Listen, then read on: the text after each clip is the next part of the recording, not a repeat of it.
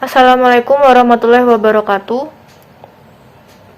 Kami dari kelompok 8 akan mempresentasikan hasil diskusi kami tentang bankruptcy, reorganization, and liquidation yang disusun oleh saya Miftah Mutiara, NIM 1705510246, kemudian Fajarini Dewi Saputri, NIM 1805510103, kemudian Dede Satrio, NIM 1905510271, kemudian Aulia Fajrin, NIM 1905510296, dan yang terakhir Raditya Agus, NIM 1905510313.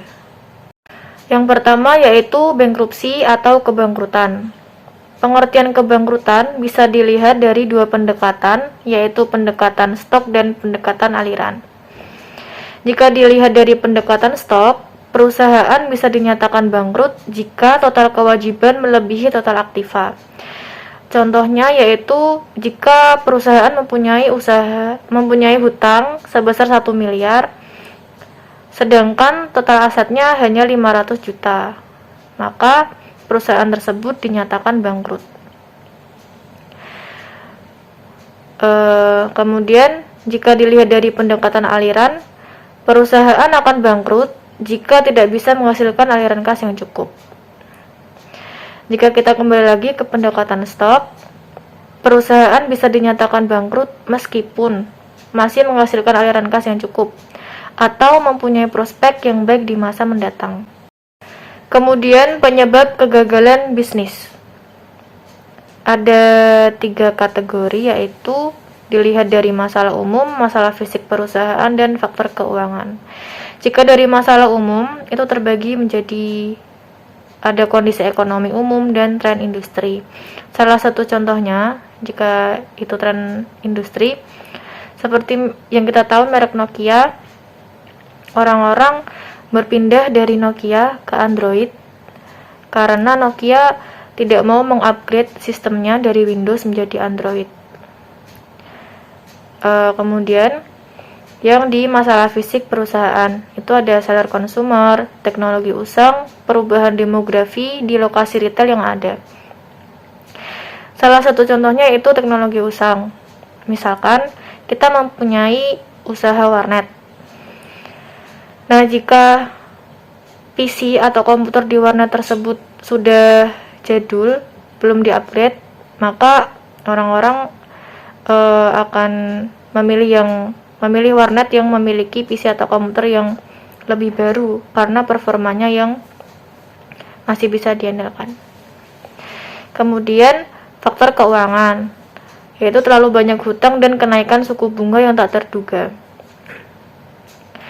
Seperti yang pengertian kebangkrutan tadi di pendekatan stok, kalau banyak hutangnya itu perusahaan tersebut tuh akan mengalami kebangkrutan. Isu yang dihadapi perusahaan dalam kesulitan keuangan.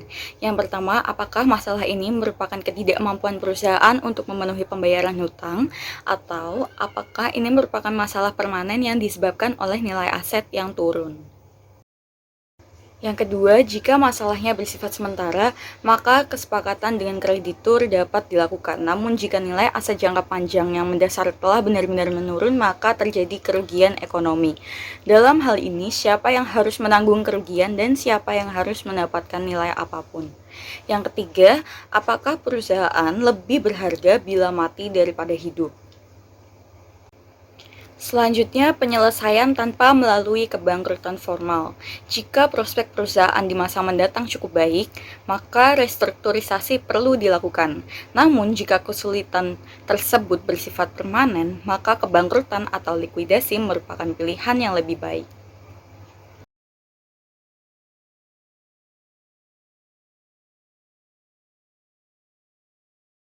Bangkrutan AS pertama kali diberlakukan pada tahun 1898. Pada tahun 2005, Kongres mengubah ketentuan kebangkrutan lebih lanjut. Tujuan utama Undang-Undang Kepahitian adalah untuk mencegah kreditur individual memberikan tekanan untuk melakukan likuidasi terhadap perusahaan. Nilainya lebih berharga apabila perusahaan tersebut tetap menjalankan bisnisnya. Hukum kepahilitan bersifat fleksibel karena menyediakan ruang untuk negosiasi antar perusahaan, kreditur, angkatan kerja, dan pemegang saham. Perbandingan hukum kebangkrutan AS dengan hukum kapitalisasi di Indonesia. Pihak yang dapat mengajukan kepahilitan di Indonesia berupa debitur, kejaksaan, BPPM, kreditur, Bank Indonesia, Menteri Keuangan.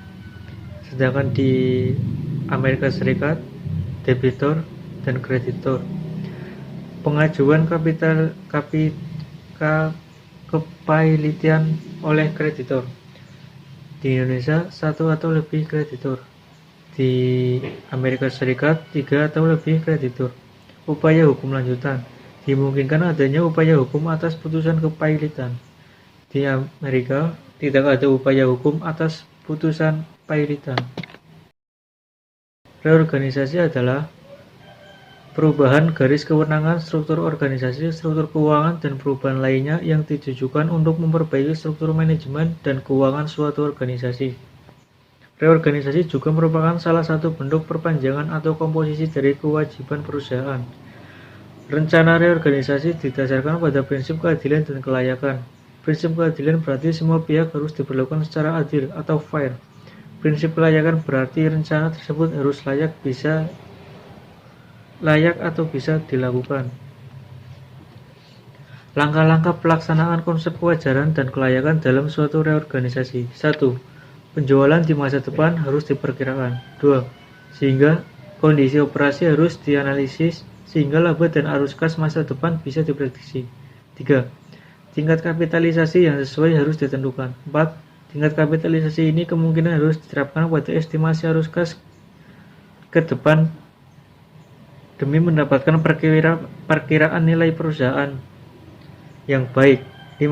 Struktur model yang sesuai untuk perusahaan harus ditentukan. Sekuritas perusahaan yang direorganisasi harus dialokasikan ke berbagai penggugat dengan cara yang adil dan merata. Prosedur reorganisasi yaitu pertama, menentukan nilai perusahaan. Penilaian yang sering digunakan dan yang termasuk cukup sederhana adalah menghitung nilai perusahaan berdasarkan tingkat kapitalisasi. Yang kedua, menentukan struktur modal yang baru. Struktur modal tersebut bertujuan untuk mengurangi beban tetap atau bunga agar perusahaan bisa beroperasi dengan lebih fleksibel. Yang ketiga, gaji pegawai yang diperoleh dalam waktu 90 hari sesudah petisi kebangkrutan. Likuiditas dalam kebangkrutan. Likuidasi yaitu proses penjualan aktiva non-kas dari persekutuan karena perusahaan persekutuan sudah tidak memungkinkan untuk melunasi kewajiban jangka pendek maupun jangka panjang dan operasional perusahaan juga sudah tidak menguntungkan. Likuidasi umumnya dilakukan dengan prioritas sebagai berikut. Yang pertama, kewajiban terhadap para karyawan. Hutang upah dan gaji dipenuhi terlebih dahulu. Yang kedua, kewajiban terhadap pemerintah. Hutang pajak harus dipenuhi. Dan yang ketiga, aktiva-aktiva yang diagungkan dijual dan dipakai untuk melunasi hutang yang dijamin dengan agungan tersebut. Apabila hasil penjualan aktiva tersebut mencukupi, maka sisanya dapat dipergunakan untuk melunasi kredit umum. Sebaliknya, apabila tidak mencukupi, kekurangannya menjadi kredit umum. Likuiditas formal diatur dalam undang-undang kepahilitan yang mempunyai 3 fungsi penting, yaitu pertama, melindungi kreditur dari kemungkinan penipuan oleh debitur, pembagian aktiva secara adil kepada para kreditur, menghapuskan semua kewajiban debitur sehingga yang bersangkutan dapat memulai usaha baru tanpa harus dibebani hutang terlebih dahulu. Terus tujuan likuiditas yang pertama, mengkonversikan aktiva perusahaan menjadi uang tunai dengan kerugian minimum dari relasi aktiva untuk menyelesaikan kewajiban yang sah dari persekutuan. Yang ketiga, untuk membagi uang tunai dan tunai dan aktiva lain yang tidak dapat dicairkan kepada masing-masing sekutu dengan cara yang adil. Beberapa kritik kebangkrutan ialah yang pertama, menurut kritikus pengadilan kebangkrutan, membiarkan perkara berlarut-larut terlalu lama dan menghabiskan aset yang terlalu banyak untuk dijual melunasi kreditor dan pemegang saham. Yang kedua, kritikus berpendapat bahwa hakim kebangkrutan harus menyadari bahwa beberapa perusahaan yang sakit harus dibiarkan mati dan mati dengan cepat. Yang ketiga, kritikus lain menganggap seluruh sistem kebangkrutan perlindungan dan pengawasan perlu dihapuskan. Sekian presentasi dari kelompok kami. Apabila ada yang ingin ditanyakan atau kurang jelas, bisa disampaikan kepada